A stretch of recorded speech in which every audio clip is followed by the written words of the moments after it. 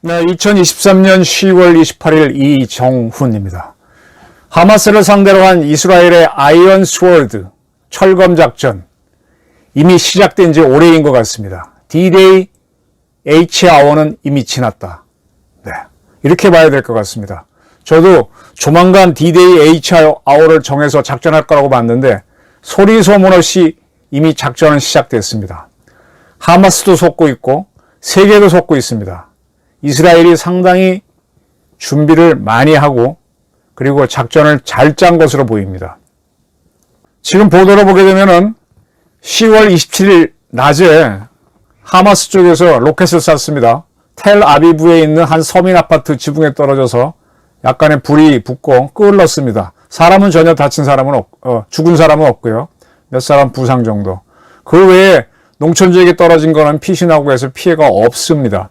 이런 상태인데 바로 그 얼마 후 이스라엘군이 27일 날 가자 지구 북부로 진입해서 작전에 들어갔습니다. 이 작전에는 보병, 기갑, 공병, 포병, 그 다음에 공중사격, 그리고 이스라엘 공군이 출동해서 150곳을 공격했답니다. 이 공격에서 하마스 공중군단이라고 영어로 되어 있는데 아마 뭐라 해야 될까? 공중작전을 책임지는 사령관이 사망했다 이렇게 나왔습니다. 이스라엘군은 단 한 명도 안 죽었다는 겁니다. 지금 이스라엘이 아이언 스워드 작전, 철검 작전을 어떻게 할 것이냐 상당히 궁금해하고 저도 우리 군에서 배워야 된다, 참고해야 된다고 얘기했었는데 이미 시작했습니다. 이스라엘은요, 제가 이제 몇 차례 설명들은 저도 약간 놓쳤습니다.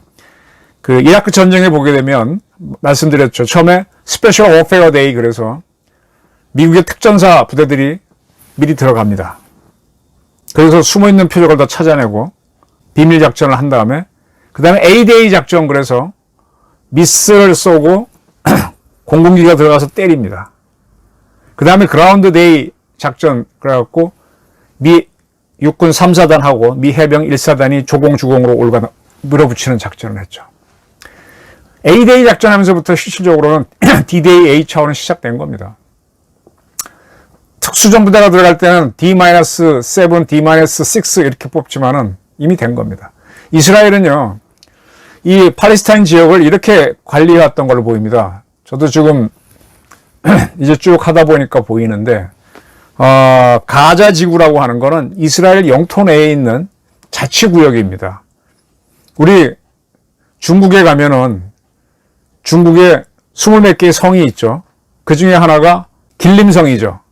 길림성에 가게 되면 조선족 자치주가 있습니다. 그런 자치주예요. 가자라는 게. 근데 그 자치 지역이 크면은 자치구라 그러고 성급이면은 구라 그러고 성보다 작고 그러면 주라 그러고 중국에서는 성 밑에 있는 거는 여러 개의 성 밑에 있는 건 현인데 그건 자치현이 되는 거죠. 근데 현보다 크고 주보다 작으면 주라 그럽니다. 중국의 자치 지역 중에서 위구르 자치구, 티베트 자치구 중에서는 독립운동이 세죠. 가자 지구가 거기보다 더 독립운동이 센 데라고 보시면 됩니다. 따라서 이 가자 지구에는 스마트 펜스를 설치해 놓긴 했지만은 이스라엘 사람들이 들어갈 수 있습니다. 특수한 사람만 물론 들어가죠. 누가 들어가느냐? 정규군을 집어넣으면은 점령항구가 되기 때문에 여러분들 자꾸 이제 독도 문제가 커질 때마다 독도에다 한국군 가장 정예의 해병대를 배치해라 그러는데 해병대 배치하게 되면 점령한 걸로 돼서 일본한테 독도를 뺏은 것처럼 보일 수 있습니다. 근데 우리 경찰이 가 있으면은 이미 우리 영토로서 영토 내에서 이 뭐라 그럴까 치안권을 확보하는 경찰이 있으면 우리 영토가 확실한 게 되는 거예요. 그래서 경찰이 현재 울릉경찰서 소속 경찰 1개 소대가 가 있죠. 그 바깥에는 해군이 지키는 게 아니라 해경이 지킵니다. 해경에 삼봉함이 있고 그 바깥에 해군 1함대의 함정이 가 있는 광개토대왕급이 가 있는 그렇게 돼 있는 거죠. 그래서 이 이스라엘도요, 팔레스타인 가자 지구에 대해서는 그 안에 경찰을 집어넣습니다. 근데 그냥 경찰이 아니죠. 비밀 경찰을 집어넣죠. 특수한 경찰들. 그게 뭔가 하면 야마스, YAMAS, 야마스라고 불리는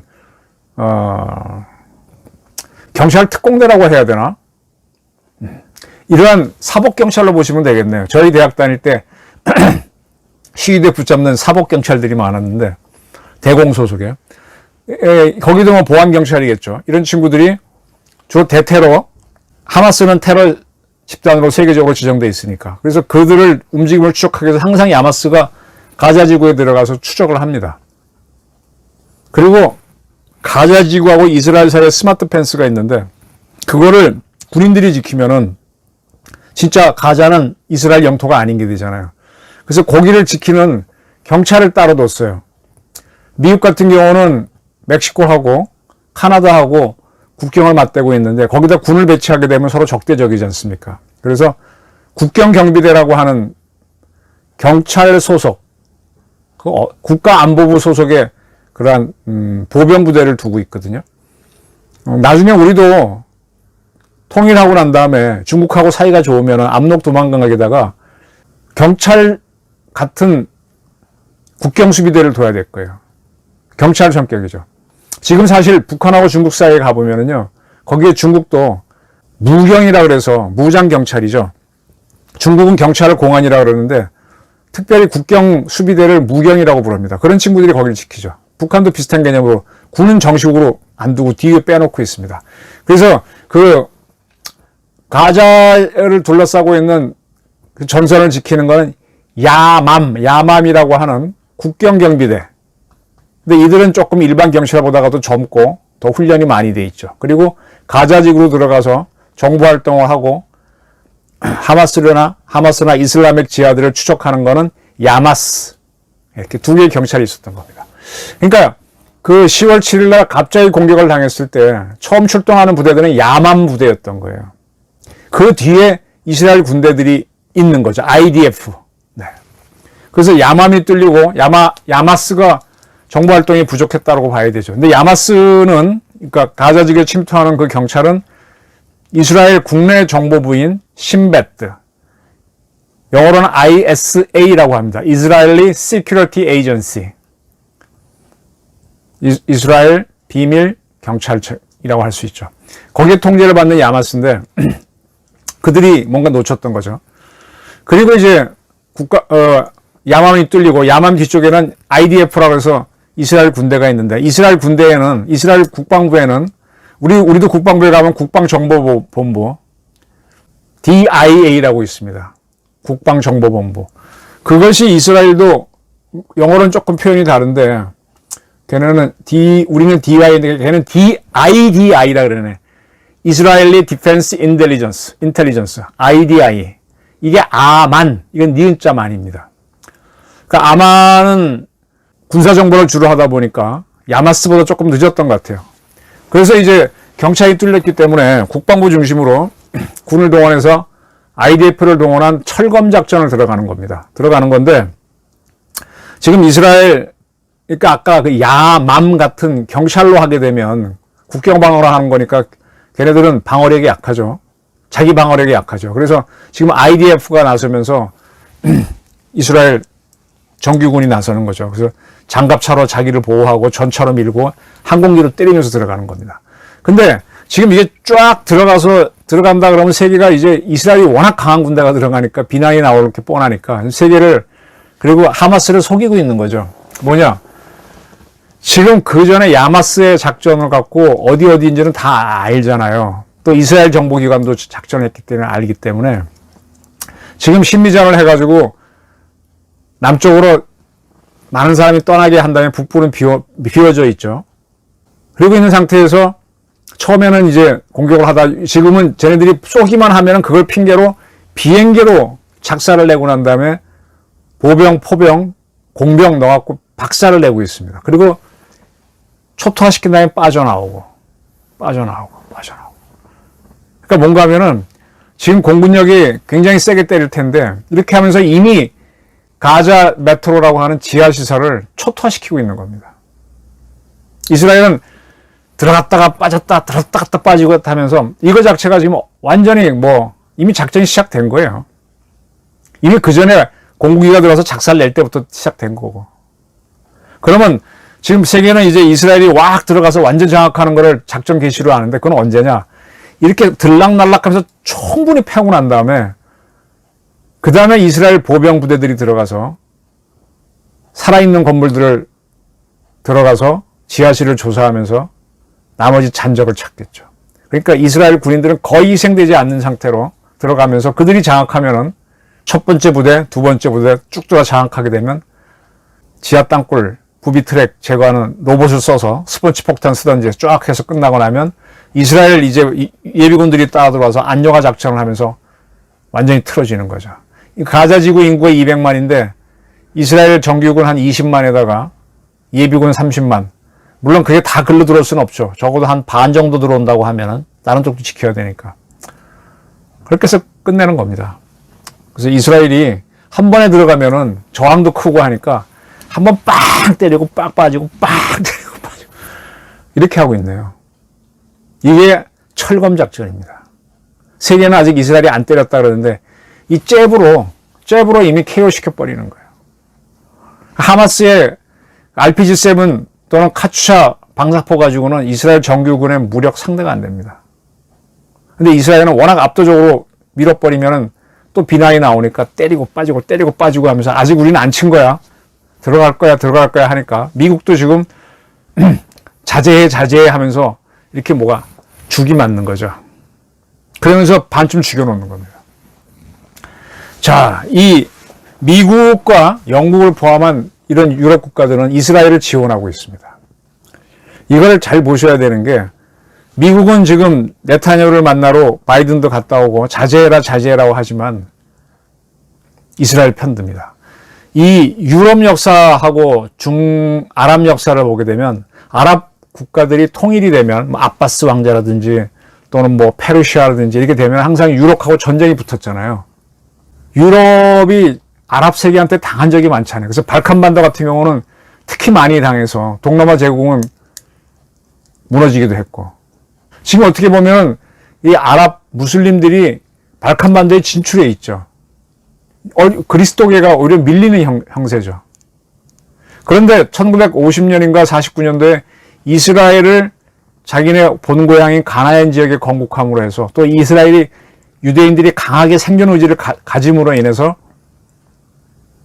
유럽에 대한 적개심이 이스라엘로 향하면서 아랍이 분열이 되는 거죠. 유럽도 상대하면서 미국도 상대하면서 이스라엘을 상대하고 또 이스라엘이 강하니까 이스라엘 때는 쩔쩔매는 구도가 됐잖아요. 지금 이스라엘 딱 집어넣음으로 인해서 들어가 있음으로 인해서 말뚝을 박은 거죠. 그리고 미국의 많은 유대계들이 이스라엘을 지원하고 미국은 이스라엘을 통해서 유럽도 마찬가지지만 아랍을 무슬림을 관리하는 겁니다. 그러니까 지금 미국이 때리지 마라 하고 하는 사이에 착착착 다 때리고 있는 겁니다. 영국도 하지 마라 하면서 탁탁 때리고 다 알고 있어요. 오히려 우리 언론이 놓쳤고 저도 이제서야 그게 보이네요. 똑같이 세계로 눈을 돌리면은 동북아시아로 오게 되면 동북아시아는 한자 문화권인데 여기에 맹주는 누가 뭐래도 지금 중공입니다. 근데 중공이 한자 문화권을 다 먹으면 과거 일본이 대동아 공영권 만든 것보다 더 커지죠. 그러니까 이걸 쐐기를 박으려면 뭐가 필요해요? 대만이 필요한 겁니다. 대만은요, 미국이 절대로 중국이 먹도록 허용하지 않을 겁니다. 먹는 순간부터 중국의 패권은 너무 강해져요. 근데 대만이 무너지면 그 다음 여기 박아놓은 말뚝이 누가 되느냐? 대한민국이 되는 거죠.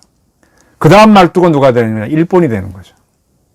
아랍이라는 나라가 아랍권이 하나 단일대우로 뭉치지 못하도록 이스라엘이 꽉 박아놨고 이스라엘을 토대로 미국이 뭐 카타르, UAE, 사우디랑 이렇게 국교를 이스라엘과 맺게 하면서 자꾸 그쪽을 순치시켜가는 거죠. 큰 정치에서 보게 되면. 또 동북아에서는 북한, 중국이 위험한데 대만, 한국을 꽉 박아놓고 자꾸 걔네 순치시켜 가는 거지. 거기에 저항하는 게 지금 시진핑이고.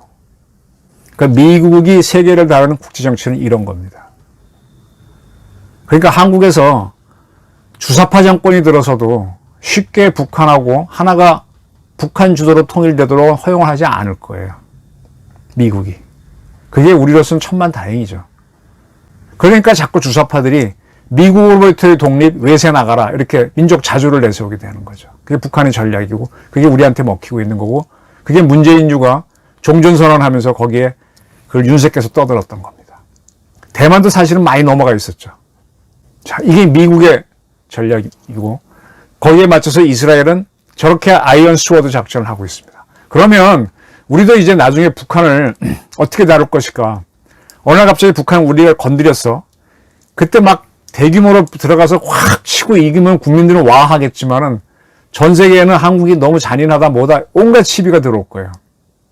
치고 빠지고 들어간다 하면서 우선 때렸기 때문에 이거 하고 이건 예비 동작이야 하면서 다 해놓고 나서 들어가든 말든 이런 작전 준비해야죠. 이스라엘 아이언 스워드 작전 제가 설명한 걸 토대로 한번 쭉 지켜보시기 바랍니다. 감사합니다.